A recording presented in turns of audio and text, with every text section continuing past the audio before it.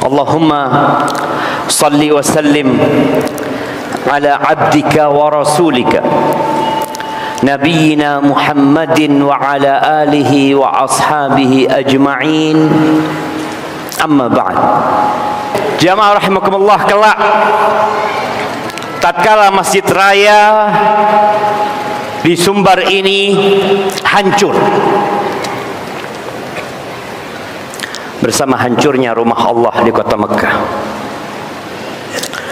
dan tatkala Gunung Marapi dan semua gunung-gunung yang ada di muka bumi ini rata dengan tanah, di saat langit yang begitu kokoh yang dihiasi dengan bintang-bintang akan terpecah, tatkala bintang-bintang berjatuhan, tatkala mentari digulung, tatkala lautan air disulut menjadi lautan api, manusia dibangkitkan dari kuburnya. Setiap manusia pada saat itu akan sadar dengan apa yang selama ini dia perbuat. Dia digiring ke padang mahsyar. Kita semua digiring.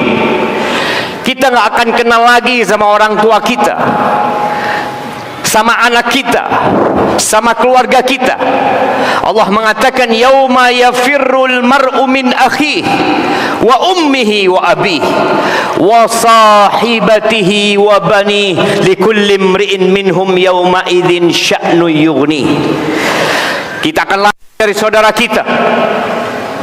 Kita akan lari dari orang tua kita, dari bapak kita, dari ibu kita, dari anak kita, dari pasangan hidup kita. Yang ada pada saat itu hanya kiri kita sendiri, syama. Ya.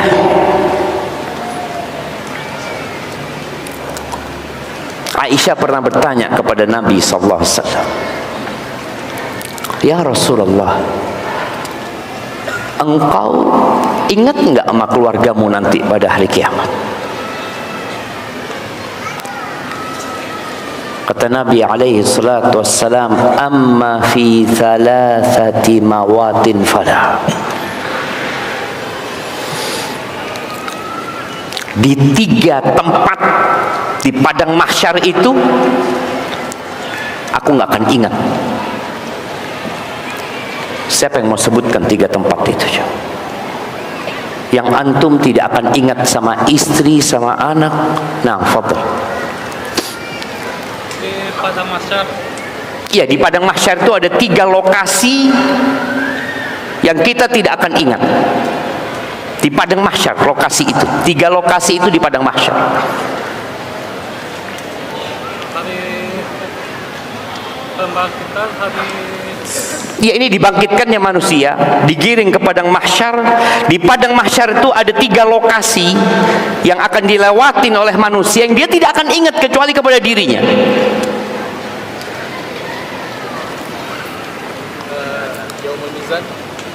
Ketika penimbangan, ketika di atas sirat, dan ketika dibagikan rapot, kasihkan hadiahnya. Itu 3 tempat yang kita tidak akan ingat kecuali kepada diri kita sendiri. Kata Nabi SAW, "Inda tatayuri suhuf, wa indal mizan, wa inda sirat." Nggak ada. Nabi akan memikirkan dirinya pada saat itu. Nggak ingat sama keluarganya. Bagaimana dengan kita? Hadza Rasulullah sallallahu alaihi wasallam. Ahibati fillah, ketika dibagikan rapot, hari-hari ini anak-anak kita ujian. Iya, lagi proses mereka ujian. Apa yang diharapkan oleh orang tua? Anaknya lulus, anaknya sukses. Bagaimana orang tua panggil guru privat, bagaimana orang tua berdoa memohon kepada Allah agar anaknya tidak remedi. Capek orang tua kalau anaknya harus remedi, malu lagi. Allah berfirman di surat Al-Haqqah ayat 18 dan selanjutnya, Allah mengatakan yauma idzin tu'raduna la takhfa minkum khafiyah. Pada hari itu kalian akan dipamerkan. Tidak ada satupun yang tersembunyi dari diri kalian. Semuanya ditampakkan. Sekarang semua pakai baju. Hari itu kita telanjang, tanpa ada satu helai pun yang menutupi diri kita. Aisyah ketika dengar telanjang, dia mengatakan kepada Rasulullah sallallahu alaihi wasallam, "Ar-rijalu wan nisa ya Rasulullah." Laki-laki sama perempuan jadi satu kayak gitu. Mereka telanjang. Al-amru a'zamu min dzalik. Urusannya lebih dahsyat daripada orang mau memikirkan ini perempuan, ini laki-laki. Yang dia pikirkan adalah nafsi, nafsi, aku. Kau mau mikirin orang lain. Tatkala terjadi gempa yang menggoncang masjid ini, antum akan memikirkan orang lain. Sebagian orang lari, lupa anaknya ditinggal. Semua akan ditampakkan. Ayah punya dosa yang anaknya nggak tahu. Hari itu nampak dosa ayahnya. Suami punya dosa yang mungkin istrinya, anak-anaknya juga nggak tahu sama dosa nih bapak. Hari itu ditampakkan semuanya, jemaah. Kita sekarang takut aib kita kelihatan. Kita takut dengan dosa-dosa kita ketahuan sama orang lain. Maka yang namanya dosa itu, kata Nabi alaihi salatu wasallam, ma haka fi nafsika wa taraddada fi sadrika wa karihta ayyattali'a alaihi nas. Dosa itu mungkin sebagian orang nggak tahu hukum, tapi dia punya perasaan di diri dia, nggak ingin orang lain tahu. Takut, khawatir, cemas. Itu dosa tuh. Walaupun kau nggak tahu sama dalilnya, nggak tahu sama hadisnya, Allah sudah berikan di dalam diri manusia itu detektor dosa,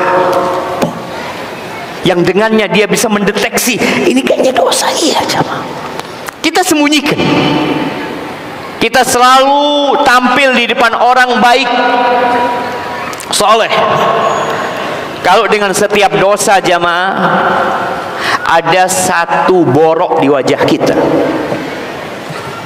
Setiap kita berbuat dosa, dikasih satu borok di wajah kita.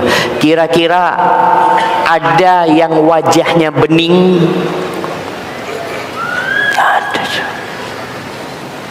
Kullu bani Adam khata. Allah nutupin kita sekarang. Kita berdoa memohon kepada Allah sebagaimana Allah menutupi dosa-dosa kita hari ini, Allah ampuni dosa kita kelak pada hari kiamat. Lalu kata Allah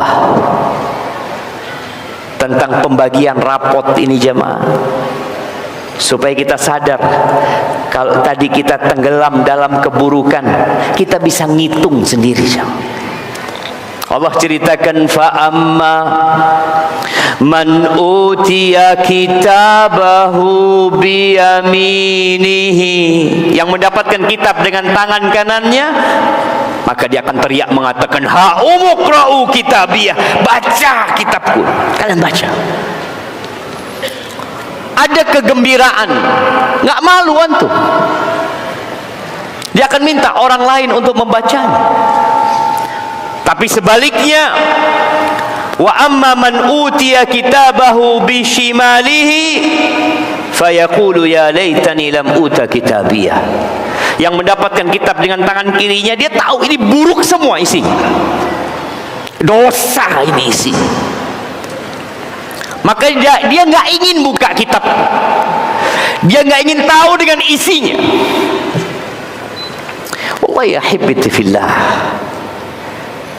kalau kita mati urusannya selesai, maka bunuh diri adalah solusi untuk setiap masalah. Capek hidup ini, jemaah. Lelah, jemaah. Tapi yang jadi masalah tatkala kita mati, kita akan dibangkitkan kembali. Dan kita akan ditanya tentang segala sesuatu. Sampai Allah katakan, "Faman ya'mal mithqala dzarratin khairan yarah, wa man ya'mal mithqala dzarratin syarran yarah." Maka ini orang akan mendapatkan kitab dengan tangan kirinya, dari balik punggungnya dia mengatakan, "Ya laitani lam uta kitabiyah." Andai kata aku nggak dikasih rapotku ini, walam adri ma hisabiyah, aku nggak tahu dengan hisabku. Sudah, karena dia tahu bagaimana kehidupan dia di dunia. Kita ini nggak suka dikritik sama orang, kita nggak suka disalahkan sama orang. Maka nggak perlu kau nunggu kritikan orang, engkau tahu dengan dirimu sendiri. Orang itu akan dikasih kitabnya, dikata, "Iqra kitabak, ikra, baca. Kafa bi nafsika al-yawma 'alaika hasib." Engkau cukup, engkau sendiri, enggak perlu panggil orang lain untuk menghisap diri. Kita tahu dengan kerjaan kita. Ini orang kepingin enggak mendapatkan kitabnya, kepingin tidak tahu dengan isinya. Apa kata dia? "Ya laitaha kanatil qadiyah ma aghna anni maliyah halaka anni sultaniyah." Dia mengatakan, andai kata kematian itu menyelesaikan segalanya, hartaku nggak berguna, kekuasaanku tidak ada manfaatnya. Wallahi syallah, nggak ada manfaatnya. Ketika dapat dengan tangan kirinya, selesai. Berapa duitmu? Nggak ada. Pernah lihat orang kaya yang dikubur sama duitnya? Pernah lihat nih orang kaya, masya Allah, orang kaya di Sumbar, Ustaz, dia punya uang kira-kira kekayaannya ya hampir 50 triliun. Ketika mati, ada yang duitnya ditaruh di sampingnya. Nggak ada.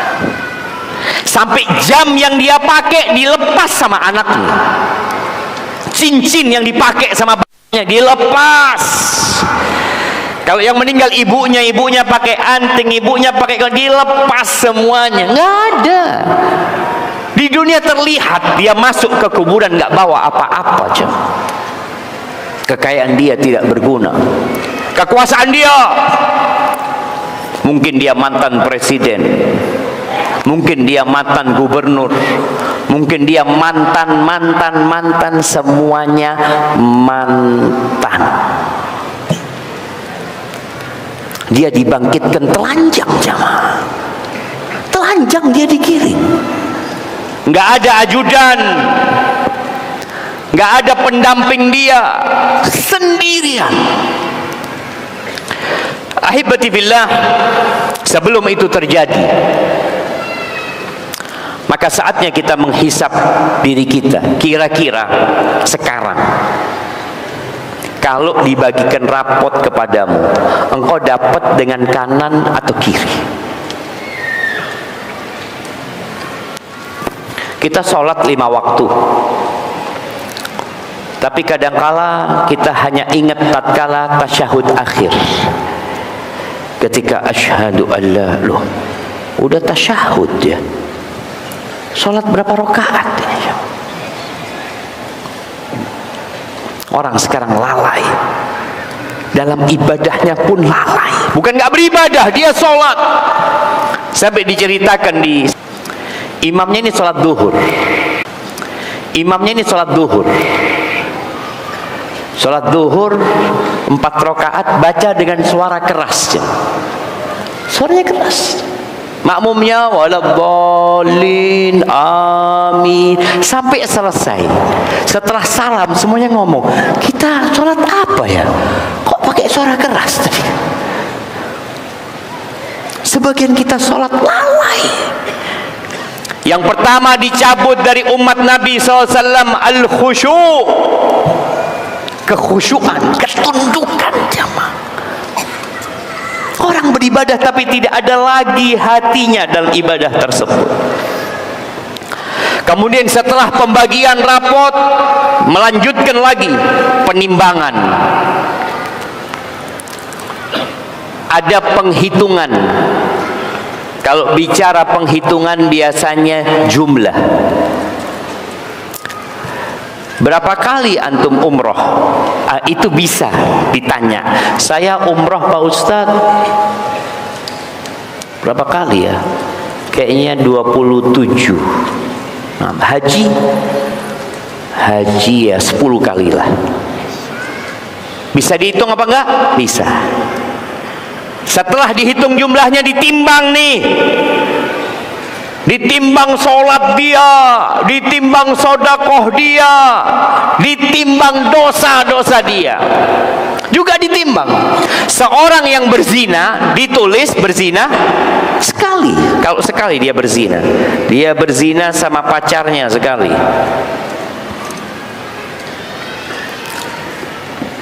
Yang satu berzina sama tetangganya sekali. Lebih berat mana jemaah? Berzina sama pacarnya, na'udzubillah, dan berzina sama tetangganya. Sama tetangganya. Baik, bagaimana perbandingannya berzina sama tetangga? Tentu. Perbandingannya kalau berzina dengan pacar dan berzina dengan tetangga. Iya, lebih besar itu berapa kali lipat? 40 rumah ke depan, 40 rumah. Oh bukan, itu tetangga. Maksudnya bobot. Ini kita bicara bobot berzinanya dia itu berapa kali lipat. Sama-sama tadi kita catatkan di catatan sekali dia berzina. Sekali. Bobotnya berapa? 2 kali lipat. Jamaah. Gimana kita akan menghisap diri kita kalau kita nggak belajar tentang bab dosa dan bab kebaikan? Umar bin Khattab mengatakan, hasibu anfusakum qabla an tuhasabu wazinu anfusakum qabla an tuzanu. Kalian hisap diri kalian sebelum kalian dihisap, dan timbang. Bicara timbang ini kita perlu ilmu. Karena orang kadang berasa, enggak, anak punya dosa sekali Ustaz. Iya, na'udzubillah, anak berzina. Ada orang kadang bertanya, anak pernah, dengan siapa engkau berzina? Jamaah. Bobot dosa dengan tetangga, dengan istri tetangga.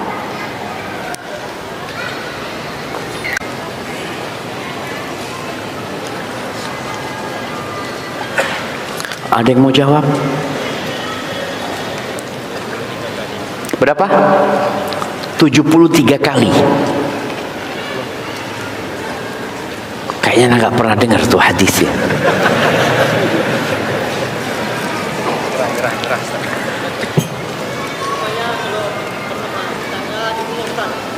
Gimana? Kalau nikah sama istri tetangga dibunuh. Kalau istri nikah sama pacar dicambuk. Oh, itu urusan dia sudah menikah apa belum nikah. Enggak, bukan itu. 10 kali lipat. Kasih hadiahnya jamaah. Udah dapat antum hadiahnya? Masya Allah. Kasih yang lainnya, masa nggak ada hadiah yang lainnya? Anak kasih air antum. Kata Nabi SAW, la antuzaniya bi asyrati abyatin, engkau berzina dengan 10 rumah, dengan 10 wanita jamaah, itu lebih ringan daripada engkau berzina dengan istri tetanggamu. Disinilah mizan jamaah. Mungkin kau cuma mengatakan, enggak, aku sekali berzina, ditimbang ternyata lebih berat daripada perzinaan orang lain. Engkau berzina dengan istri tetanggamu. Maka hal ini perlu benar-benar diperhatikan. Kita akan ditimbang jamaah. Bicara bobot. Kalau tadi kita bicara orang haji 10 kali, ditimbang hajinya, boleh jadi hajinya itu seperti kapas. Dan ada orang yang haji sekali, ketika ditimbang berat haji dia. Karena kita tahu syarat diterimanya amalan itu dua, ikhlas dan sesuai dengan aturan Rasulullah sallallahu alaihi wasallam. Sebagian kita haji lagi hanya untuk mendapatkan gelar H.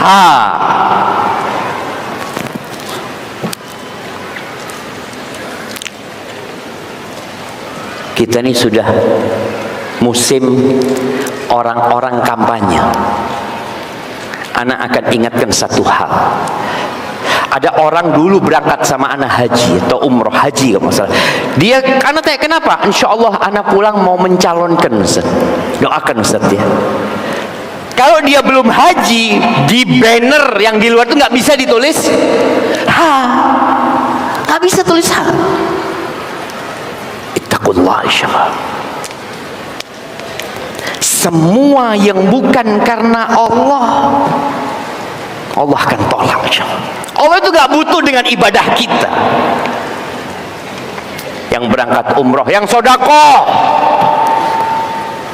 berapa sodakohmu selama hidupmu, dihitung sodakohnya. Dia sodakoh ternyata 20 miliar, ditimbang. Boleh jadi hanya 2.000 yang diterima dari 20 miliar yang akan berat di timbangannya. Sisanya ternyata bukan berada di timbangan kebaikan. Timbangan pada hari kiamat kata Nabi sallallahu alaihi wasallam lahu kifatan. Timbangannya itu punya dua daun timbangan yang kalau sekarang kan timbangan banyak digital. Banyak anak-anak kita yang sudah nggak paham lagi tentang bagaimana penimbangan amal. Ada dua daun timbangan. Pernah melihat sekarang di Indonesia ini logo kehakiman atau logo kejaksaan? Kehakiman ya. Kehakiman antum lihat modelnya afwan ya. Jadi ada tiangnya tegak di sini, kemudian ada dua daun timbangannya di sini. Maka antum lihat sodakoh di timbangan kebaikan apa keburukan nantinya. Dan tadi juga ditimbang bobotnya jamaah akan ketahuan. Allah Azza wa Jalla mengatakan di surat Al-Qari'ah yang sering kita baca, fa amma thaqulat mawradiyah, ada neraka tempatnya dia. Allah ingin menunjukkan keadilannya kepada kita. Sejatinya Allah sudah tahu jemaah mana yang masuk neraka. Allah tahu mau dimasukkan ke neraka semua orang yang berbuat dosa itu. Tapi Allah ingin melihat bagaimana manusia ini loh ditunjukkan kepadanya. Kau lihat nih timbanganmu, ini amalanmu. Yang ditimbang itu 3. Apa 3 yang akan ditimbang? Jamaah, hari ini kita belajar bermuhasabah. Ada 3 yang akan diletakkan di daun timbangan, baik itu kebaikan atau keburukan. Yang pertama ilmu. Itu pertanyaan yang akan ditanya, bukan yang akan ditimbang. Yang akan ditimbang. Pertanyaan ya ditanya tentang umurnya, tentang masa mudanya, ditanya tentang hartanya dari mana dan kemana, dan ilmunya diamalkan. Bukan itu. Yang akan ditimbang, ditaruh di daun timbangan ini apa? Ada 3.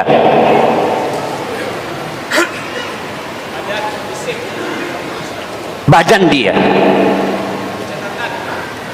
rapot dia, amal dia. Kirimkan hadiah yang tuan. Masya Allah. Itu jamaah, antum, badan antum akan berada di daun timbangan itu.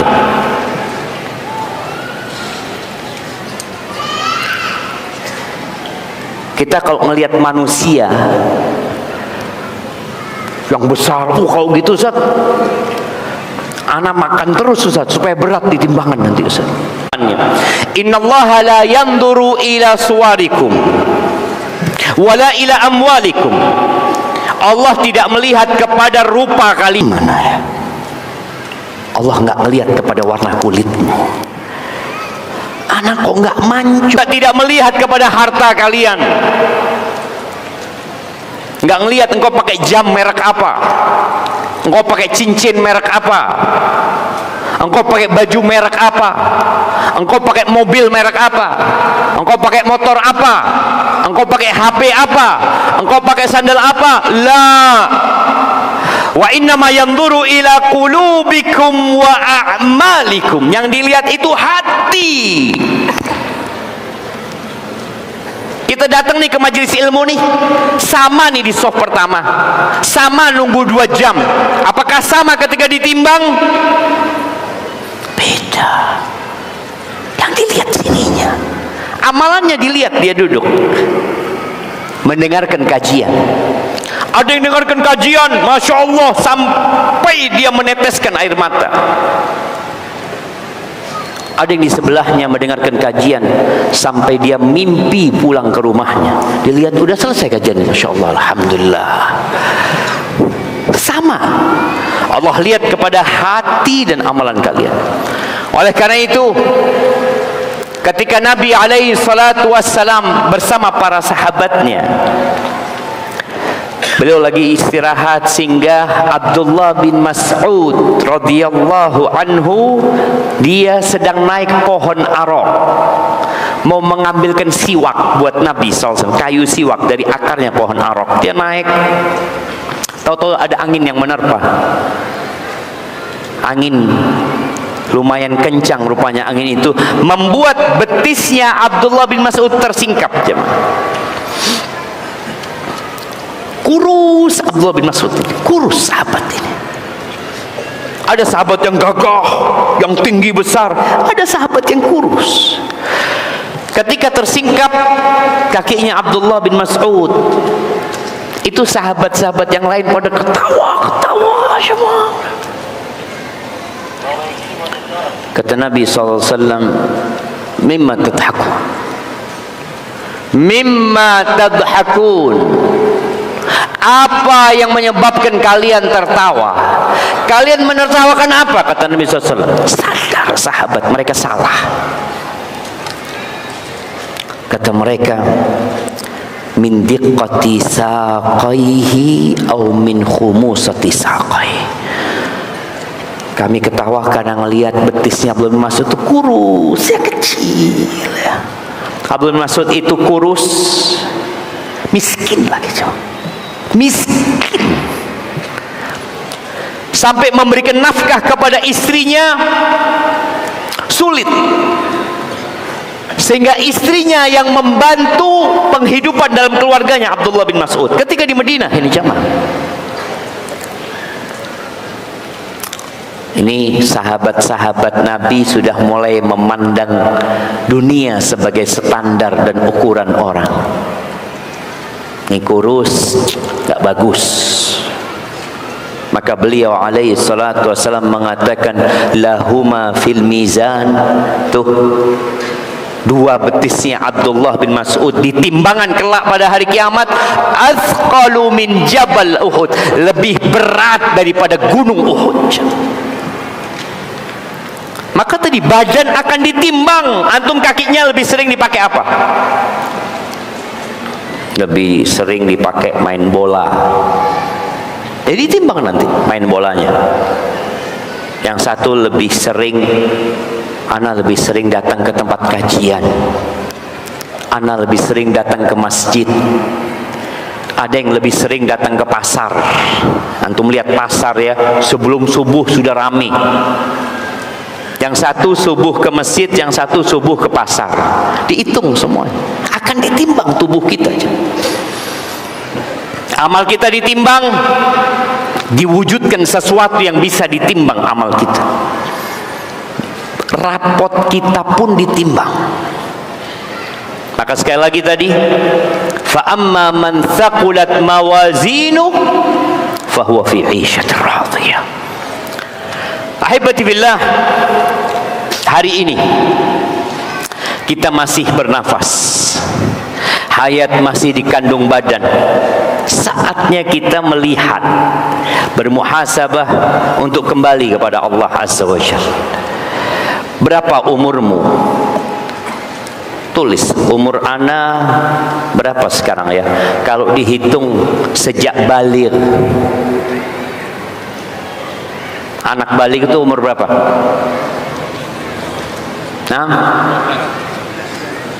15. Dulu itu jemaah. Itu maksimal. Sekarang ini kalau antum mau tahu penelitian yang ditulis oleh banyak tim-tim ahli, anak sekarang itu lebih cepat balighnya. Lebih cepat balighnya, tapi lebih lambat akalnya. Dulu lambat akalnya, lambat balighnya, cepat akalnya. Antum lihat dulu, anak umur 12 tahun kerja aja. Tanya sama bapak kita, tanya sama kakek kita, mereka umur 12 tahun ngapain? Kerja, bisa menghasilkan uang. Sekarang sampai lulus kuliah tetap minta sama orang tua. Udah balik apa belum? Oh, dari dulu udah balik. Jadi memang disebutkan dengan kondisi yang ada, dengan makanan-makanan yang serba instan ya, yang dulu susah orang makan. Sekarang itu anak-anak cepat balik, tapi lambat akalnya. Negara kita melihat itu. Bagaimana pernikahan, umur pernikahan dimundurin. Sekarang umur berapa boleh nikah? 19 tahun. Dulu anak punya bibi 12 tahun nikah, 11 tahun nikah. Masya Allah. Tadi orang itu baligh iya, akalnya nggak lengkap. Maka lihat, kalau mungkin dulu kita umur 10 tahun sudah baligh, atau 12 tahun udah baligh. Kalau umurmu sekarang 42 tahun, engkau punya masa menghisap selama 30 tahun.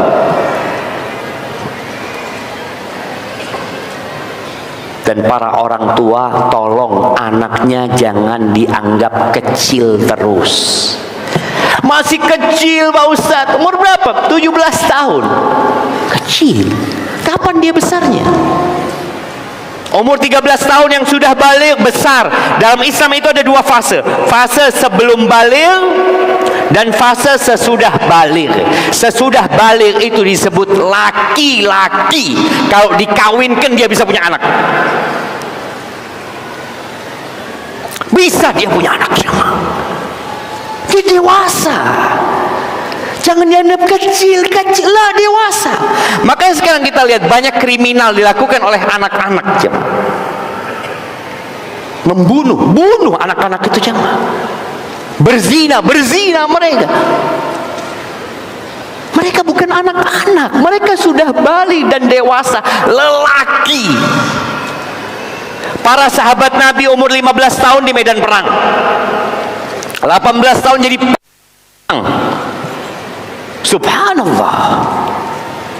Maka tolong kita bicara muhasabah. Ana mau menghitung diri ana mau bicara tenggelam dalam keburukan ana ini. Engkau hitung. Yang sudah tua, yang sekarang taat. Alhamdulillah Ustaz, ana sekarang ngurus masjid, alhamdulillah. Tapi ingat, engkau akan ditanya an syababihi, tentang masa mudamu. Sejak kapan? Sejak baligh sampai umur 40 tahun. Itu masa muda. Jadi jangan merasa aman sekarang kau taat loh. Engkau lihat dulu gimana engkau. Ketika kau muda kemana engkau dulu? Sholatnya bolong-bolong, puasa sering berbuka. Jamaah, anak SD ya, kalau belum baligh, anak ingat anak waktu SD belum baligh. Anak baligh waktu di pesantren. Anak itu waktu SD sering sholat, nggak sholat. Ibu kita itu tahu kita sholat atau tidak itu ngelihat sarung. Jadi kalau sarungnya sudah Gak karu-karuan berarti sholat. Suatu hari ibu anak itu ngelihat dari kunci, dilihat ini Syafiq gini sholat apa enggak. Ternyata anak cuma ngambil sarung diginiin terus main lagi. Kata ibunya, Syafiq, oh, ternyata ada yang ngawasi. Puasa anak-anak mungkin minum di kamar mandi. Ya, anak ingat, anak ketika puasa SD minum di kamar mandi. Tapi kita belum balik, gak masuk dihisab. Catatan malaikat itu diangkat. Rufi'al qalam an salas. Catatan malaikat itu diangkat terhadap 3 orang. Yang pertama, bayi sampai dia balik. Orang gila sampai dia sadar, orang tidur sampai dia terjaga. Kita nggak perlu menghisap itu. Antum nggak perlu bertobat, ya Allah dulu anak waktu SD, nggak. Kalau antum belum balik nggak perlu. Yang sesudah balik itu yang antum hisap. Ketika antum tidak sholat, berapa kali antum nggak sholat? Ketika antum berbuka puasa, berapa kali? Yang emak-emak nih, yang sudah datang bulan.